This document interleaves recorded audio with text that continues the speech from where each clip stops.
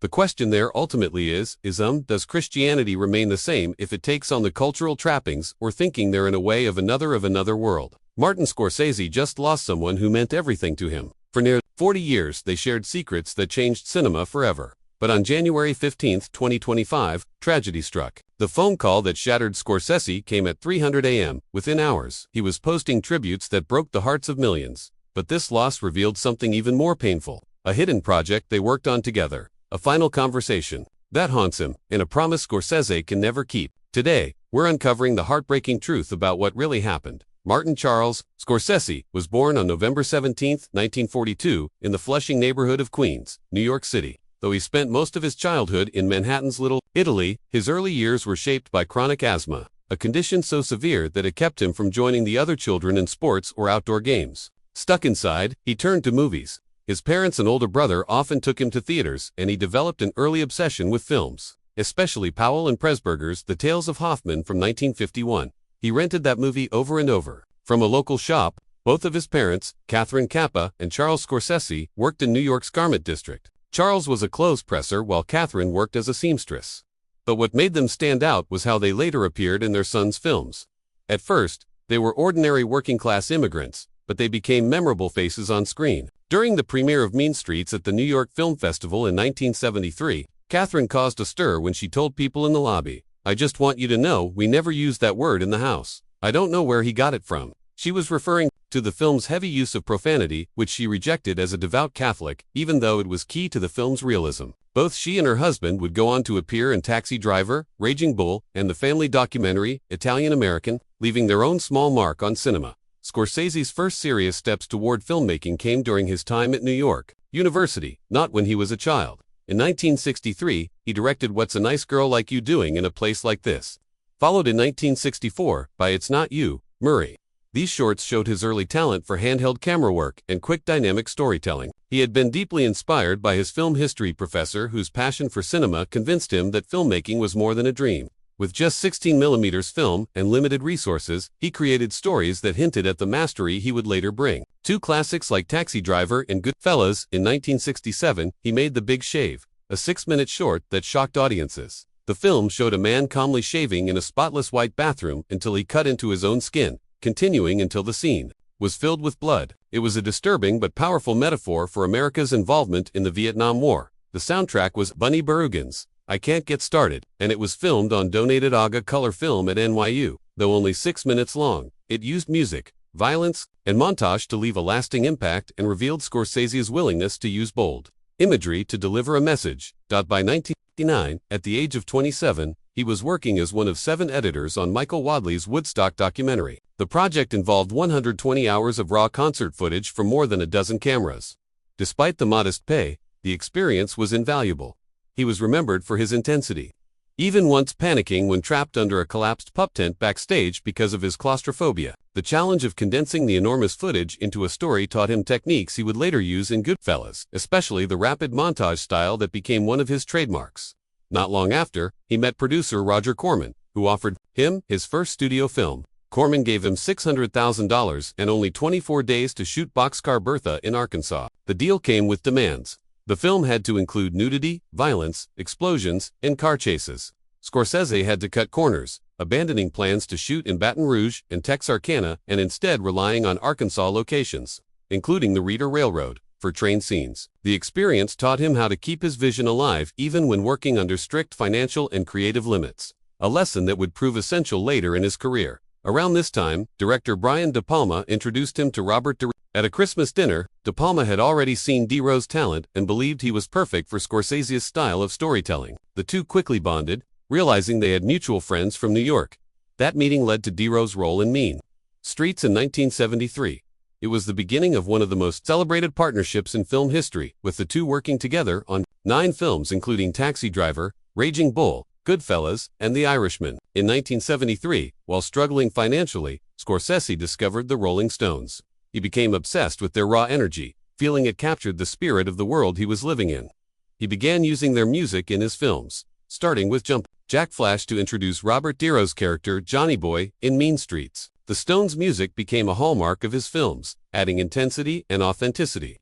Decades later, His obsession came full circle when he directed Shine a Light in 2008, a concert documentary filmed with 18 cameras and multiple Oscar-winning cinematographers. But fame and success came at a cost. By 1978, his cocaine use had spiraled into a dangerous addiction. At the Cannes Film Festival, he shocked interviewers when he suddenly declared, "No more coke." No more interviews, and arranged for a private plane to bring him more drugs from Paris. The addiction, which had started as a way to cope with self-doubt, turned him into someone angry and difficult, often throwing glasses and picking fights. The crisis peaked when he collapsed in New York after taking cocaine that dangerously mixed with his asthma medication and other prescriptions. He suffered internal bleeding and came close to a brain hemorrhage. Robert De Niro visited him in the hospital, standing by him like a brother. Taxi Driver almost never made it to theaters the way Martin Scorsese wanted. The MPAA first gave the movie an X rating because of its bloody final shootout. That would have killed its box office chances. Executives at Columbia Pictures were terrified and ordered Scorsese to tone it down. For a while, the director was so consumed with anger and cocaine that he sat through the night with a gun in his hands, thinking about killing the studio executive who pushed for the cuts. In the end, he found another way. He kept all the violence, but made the blood look less bright by adding red and brown filters. This trick satisfied the censors and every frame stayed in the film. The budget was $1.9 million, not $1.3 million, as many reports once claimed, and this solution kept the movie intact to capture the decaying streets of New York. Scorsese and his cinematographer Michael Ballhaus went into the seediest corners of Times Square. They filmed among theaters, drug dealers, and prostitutes. The same world that shaped Travis Bickle's mind. Crime in the area had tripled between 1960 and 1980. Vietnam veterans and lonely drifters haunted these streets, giving De Niro's character a frightening sense of authenticity. They even shot in the sleazy arcade where Travis meets the child prostitute, Iris, making the movie feel like a dark documentary about the city itself. When Taxi Driver premiered at the 1976 Cannes Film Festival, it won the Palme d'Or, but the win came with chaos. The movie's disturbing violence divided critics, and the arguments only grew after John Hinckley Jr. tried to assassinate President Ronald Reagan. In 1981, he admitted the film inspired him. The story itself had echoes of Arthur Bremer's diary. Bremer had shot George Wallace in 1972 and admitted he only wanted to kill someone famous, not for politics. The similarities between his diary and Travis Bickle's story made the controversy impossible to ignore. The casting of 12-year-old Jodie Foster as Iris brought even more problems. She had to go through psychiatric tests before filming. A social worker stayed on set every day. Her older sister, Connie, who was 20, stood in for her body double in the most sensitive scenes. Foster was already more experienced than both Scorsese and De Niro, having acted since she was 3. She was paid $35,000, the same amount as De Niro, while Scorsese earned $65,000. The experience was difficult, with Scorsese and De Niro admitting they were nervous about directing her in such dark scenes. Still, her performance earned an Oscar nomination and stunned critics. Right after the success of Taxi Driver, Scorsese stumbled badly. His next movie, New York, New York, released in 1977, cost $14 million and only made $16.4 million. The sets were huge and expensive, including the Neon Club built with red lights and flashing tunnels. The film was originally 163 minutes, but was cut to 136 by the studio, and it flopped. MGM canceled his 3-picture deal, and Scorsese was suddenly considered unbankable in Hollywood. By 1978, his personal life collapsed. Addicted to cocaine, he nearly died from internal bleeding. Robert De Niro found him in the hospital, convinced his career was over. De Niro gave him a choice. Do you want to live or die? If you want to live, let's make this picture. That picture was Raging Bull. Scorsese admitted later that without De Niro's push, he might not have survived. Preparing for Raging Bull, Scorsese trained with Jake LaMotta himself for 6 weeks.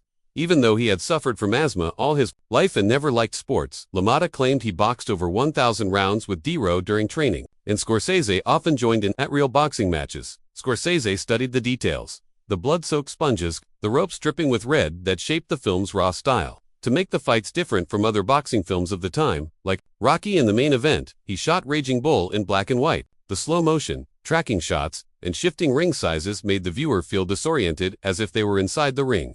These choices later changed the way fight scenes were filmed in Hollywood. Despite its acclaim, Raging Bull lost the Best Director Oscar in 1981 to Robert Redford for Ordinary People. Scorsese had 8 nominations, but only 2 wins for the film, with De Niro taking Best Actor and Thelma Schoonmaker winning for editing. Many thought he had been robbed. It began a long Oscar drought that lasted until 2007 when he finally won for The Departed. Still, From that moment on, every film carried the words, "A Martin Scorsese picture," a sign of his growing reputation as a master. Scorsese's troubles weren't over. In 1983, just as Paramount was ready to start filming The Last Temptation of Christ, Christian groups bombarded the studio with more than 500 protest letters a day. On Thanksgiving, the project was canceled. Scorsese called movies and religion. His whole life and the loss crushed him. 3 years later, Universal picked it up, but only if he agreed to make a commercial hit afterward, which became Cape Fear. With the budget cut in half, he shot the film in 58 days. When The Last Temptation of Christ came out in 1988, violence erupted. In Paris, a Catholic group set off a bomb during a screening, injuring 13 people and burning for severely. The theater closed for 3 years. Other cinemas were hit with tear gas and stink bombs. In Strasbourg, screening stopped when the Pope visited. Scorsese faced death threats and needed bodyguards. Evangelist Bill Bright even offered to buy the film just to destroy it. Major theater chains refused to show it. Filming had already taken a toll. In the Moroccan desert, Scorsese fasted while directing, trying to match Jesus' 40-day trial. Under the heat and stress, he collapsed on set. Willem Dafoe, playing Jesus, could only stay on the cross for a few minutes at a time, needing 60 setups over 3 days. Scorsese used natural light and simple locations, ordering extras to roll in dirt for realism. The stripped-down style matched the raw spirit of the story. Years later, with Condon, he faced even more backlash. The 14th Dalai Lama gave Scorsese a personal blessing letter, but the Chinese government immediately condemned the project. They warned Disney, which was producing the film, to stop. Beijing declared the movie an attack on China's affairs. Scorsese filmed in Morocco with non-professional actors, including a relative of the Dalai Lama. When Disney refused to back down, China banned Scorsese permanently. By 1998, Disney CEO Michael Eisner traveled to China and personally apologized, calling the film a stupid mistake and saying, "The bad news is that the film was made. The good news is that nobody watched it." The apology allowed Disney to release Mulan in China and move forward with Shanghai Disneyland. But it buried Kunpan. The movie is still unavailable on Disney Plus and hard to find anywhere online. After the success of Titanic, Leonardo DiCaprio was eager to prove he was more than just a young heartthrob. He wanted to work with Martin Scorsese, and he didn't wait for the opportunity to come to him. Robert De Niro, who had acted with DiCaprio in This Boy's Life, personally told Scorsese, "He's very good. You got to work with him someday." De Niro rarely gave recommendations like that, which made the comment stand out. DiCaprio then tracked down the script for Gangs of New York and begged Scorsese to let him take part. The film, released in 2002, was the result of more than 10 years of development. For DiCaprio, it wasn't just about landing a role. He wanted to learn from Scorsese, a director whose work he deeply admired. This film marked the beginning of a partnership that would define much of his career. Just 2 years later, DiCaprio starred in The Aviator. This movie cost $110 million to make, which was even more than Gangs of New York. At first, Scorsese admitted he didn't enjoy flying. "I'm fascinated by it, but I just don't like it." Yet, he still took on the project. To recreate Howard Hughes' world, the production used large-scale models instead of relying heavily on computer graphics. The models were expensive and detailed, with the Spruce Goose weighing 375 pounds and stretching 20 feet across, while the XF-11 weighed 750 pounds with a wingspan of 25 feet.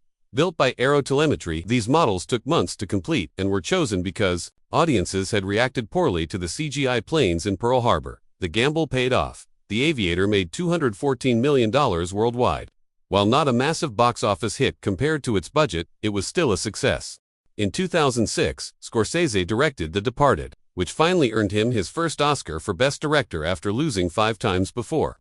The movie starred DiCaprio alongside Matt Damon and Jack Nicholson and told the story of an undercover cop and a mole in the Boston Irish mob. It was adapted from the Hong Kong film Infernal Affairs and ran for 2 hours and 31 minutes. Nicholson's role as Frank Costello was based on real crime boss Whitey Bulger, which added another layer of realism.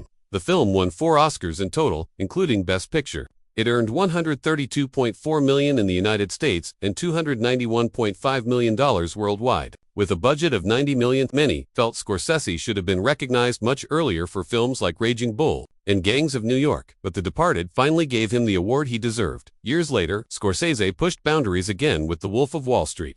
Released in 2013, the film set a record for profanity using the F-word 506 times. That worked out to 2.81 times per minute across its 2 hours and 59 minutes.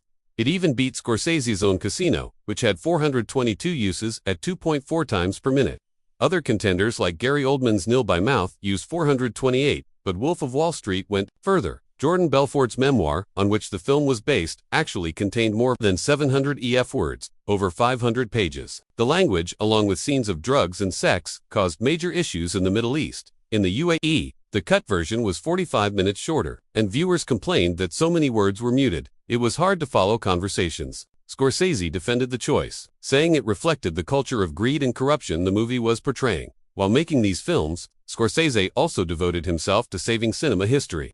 In 1990, he founded the Film Foundation, a nonprofit dedicated to preserving films. By 2025, the foundation had saved over 925 features from nitrate decay and restored more than 1,000 films with the help of archives and studios. Its board includes some of the greatest directors of all time, like Woody Allen, Francis Ford Coppola, Clint Eastwood, George Lucas, Steven Spielberg, and Christopher Nolan. Scorsese had been inspired years earlier when he realized color film was fading too quickly, which is why he shot Raging Bull in black and white. Through the foundation, these restored films are now shown at festivals, museums, and schools, ensuring that future generations can experience them. Scorsese's love for authenticity also shaped The Aviator in other ways. To recreate the look of cinema in the 1920s and 1930s, he convinced Technicolor to bring back the old 2-strip and 3-strip dye processes. Working with cinematographer Robert Richardson, he spent 2 months in pre-production testing how the colors would appear. Production designer Dante Ferretti even had to adjust his sets and palettes so they would look right when enhanced by the Technicolor effect. This was Scorsese's first time working with digital color processing, showing how he was willing to use modern tools to bring the past alive. Scorsese's passion for world cinema